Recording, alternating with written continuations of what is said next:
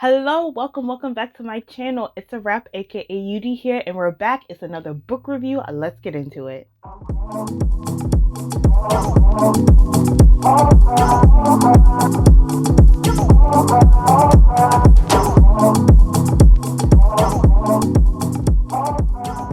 Okay, y'all, this is one of the book reviews that I'm super excited for.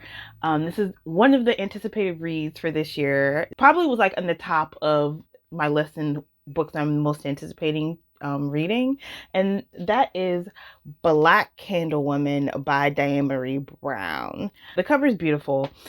This book follows a household that has a generation of 4 women living in it: the great grandmother, the grandmother, the mother, and the granddaughter. And the family is cursed that whoever the woman fall in love with, they will die.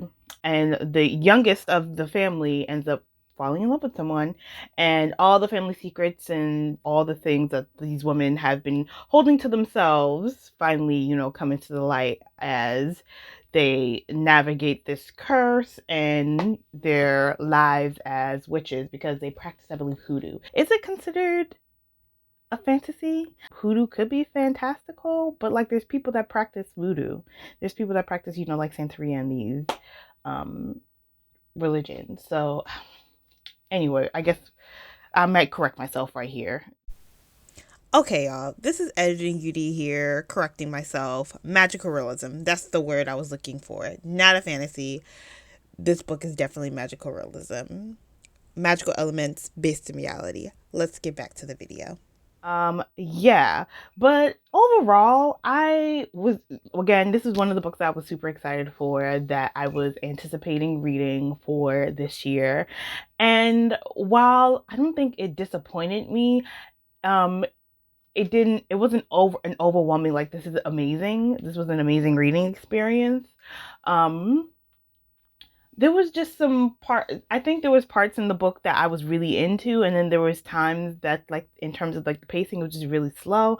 I'm just like, okay, where are we going with this, um it took, and also I feel like there was parts where it really concentrated or really focused on the curse and their inability to, like, I guess, love men. And I don't know, something about the men instead of like the relationship amongst each other as a family, that I feel like I guess I wasn't expecting it. Maybe I was expecting more of like an intricate look at the relationships with one another, and the secrets that they've held from one another.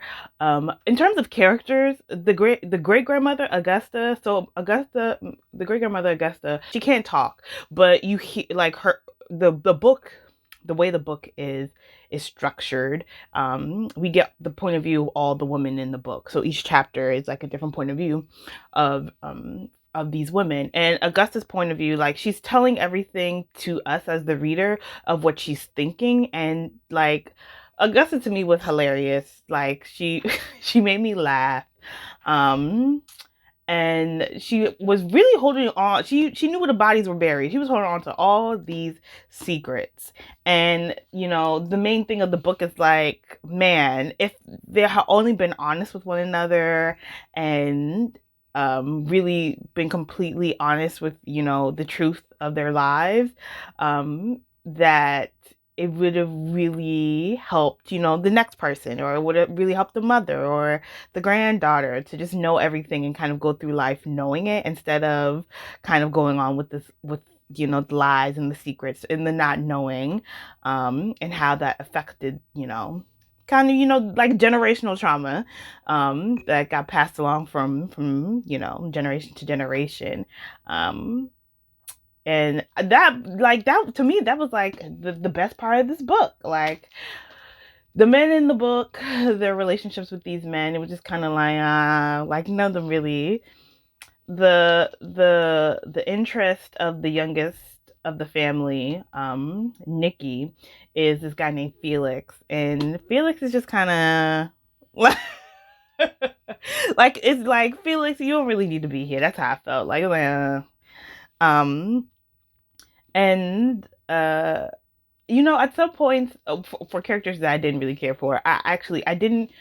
I feel like if I could say who of any character I kind of related to the most, it was also my least favorite character, but um she was my least favorite character because baby girl was getting on my nerves, and that was Victoria. But out of all the characters, I probably see myself the most in like Victoria and trying to do everything right, but also being because Victoria was judgy. She was judgy. She wasn't letting the women live their lives. She kept trying to be all like, "You need to live this way," or trying to dictate how people should live their lives down to her daughter. And it's like, girl, you can't do that.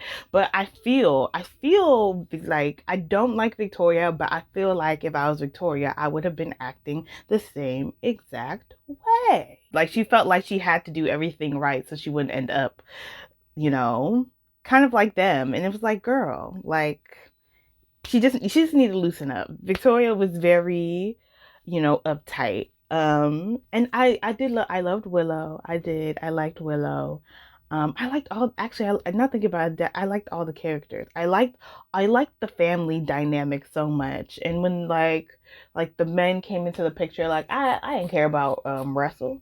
I didn't care about Russell. I didn't care about Janeway. I didn't care about Felix. I feel like the lull for me in this book was when we get to like the main conflict. Yeah, when we get to the main conflict, like the big burst between Willow and Victoria, and like that time after that, like it was just, yeah, that time that they're kind of in conflict with one that time when they're in conflict with one another, was kind of a low in the book for me. That I was just all like, okay, you need to push through, because I knew something was coming out of it once there was like some resolve.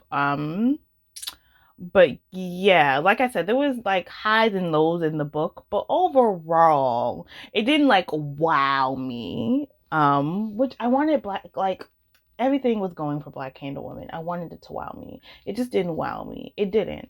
But again, I still liked the lessons, and there were some things that I wanted more of just like the the the unpacking of this relationship of all these generation of women under one roof, and the secrets, the trauma, the hurt, the disappointment that they carried, and them navigating through all that through this conflict of this, yeah, the curse.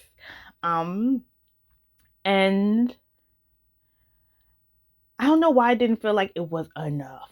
Like it was just, I needed something a little extra from it. And I felt like there was just beautiful lessons to like that I felt were touched on, but I just wanted more of it. And I think we didn't get more of it because of the time that we spent kind of going through their relationships with men. And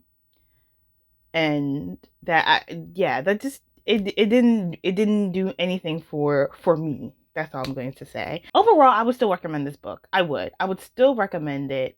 I would still say go read it, because it wasn't like a bad read. It's giving a 4 for me. A 4, yeah, a solid 4. See, and for okay, and I'm one day I'm gonna have to do a video on my rating scale, because for me a 3 is like blah. I'm going to forget I read this. Like it wasn't bad, but it was bland. A 3.5 is a little bit above bland. A 4 is, it's a solid read. It didn't wow me. I'm probably not really going to remember it, but when I think about it, I'm going to think about it fondly. But I'm not going to reference this book and be all like, oh, this reminds me of this. Like, it's just probably going to fall into the recesses of my mind. And so maybe I'm scrolling through Goodreads and I see the book and I was like, oh, yes, I read that. And then a 5 is baby. Like, I have a copy. It's highlighted. It's good-ish. Like, I thought about it after I closed it. I closed it and it Like it changed the game for Yudi Onile. And yeah, a 2 is this is bad, um but it's not terrible. It's just it's not I finished it. It could have been better. There's a lot I can say about it not being good, but it's not deplorable. And then a 1 is, which I've never given anything a 1. Now thinking about it, a 1 is that's it's bad. Like I wouldn't give this to my worst enemy. Okay, it's not good. Yeah. So yes, this is definitely giving a 4. It's giving a 4, a solid 4. So yeah, I think there's some people that probably would love it. It just, yeah, it wasn't giving for me. It wasn't giving. Like, if it was supposed to be a romance, I wasn't getting the romance. Like, the men weren't romantical. Like, we talk about, sorry, so Victoria's a widow, and her husband's name was Jimmy. And while we get flashbacks into Jimmy, we don't genuinely feel like the love. You know what I'm saying? Like, I don't feel the connection, if that's making sense. So in my head, I was just thought like the relationships that they do have with these men aren't very like endearing. It wasn't given romantical. And I didn't care. That's pretty much it. So it's just like the best part of the book wasn't their relationships with these men, or them navigating these relationships with these men, knowing that they're going to die. It was the relationships that they had with one another. And that is my absolute point that I'm trying to make. And but still, a 4. If you've read this, if you're going to read it, if you've read this, let me know how you felt. And if you feel the same. And then yeah, let me know if you picked it up or plan to pick it up. And again, we'll continue our discussion in the comments. Until the next time, guys, deuces.